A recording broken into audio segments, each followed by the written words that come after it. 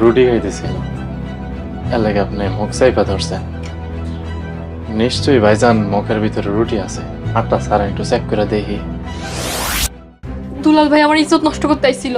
আলী ভাই, আপনি সময় মতো নাস্তা আল্লাহ জানে কি হইতো। সব মিথ্যা, মহিমা মিথ্যা বলতেছে। আলী, তুই মহিমার কথা বিশ্বাস করিস না।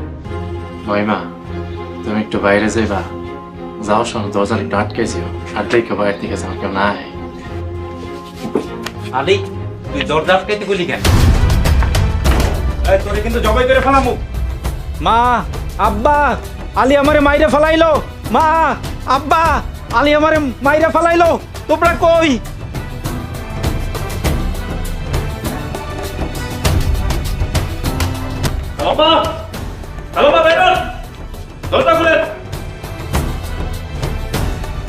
এত সকালে আমার ঘুম নষ্ট। মা, আলী আমারে বিনা দোষে মাইরে কি করছে দেখো। আলী, তোর এত বড় সাহস, তুই আমার দুলাল রে মারছস? ছোট লোকের বাচ্চা। দুলালের তো কপাল না বালা, একবার জানে মেরা ফেলাই নাই। ও মা গো, আলাল, আলালের বাবা লাকি, তোরা কে কোথায় আছিস? তাড়াতাড়ি আয়। আলী আমাকে দুলাল রে মাইরা শেষ করে ফেলাইলো।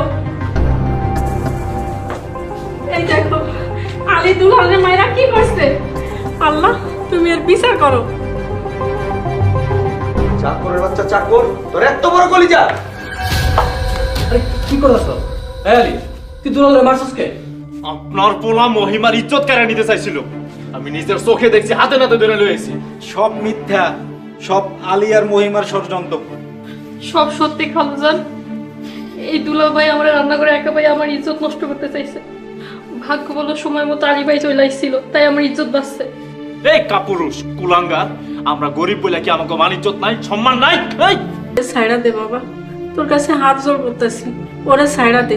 একবারের মতো সুযোগ দে বাবা, ওরে সাইডা দে।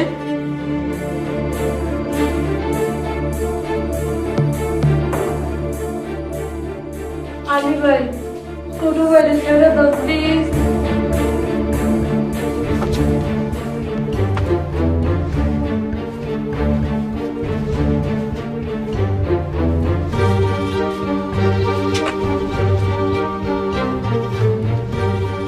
চল বাবা, ঘরে চল।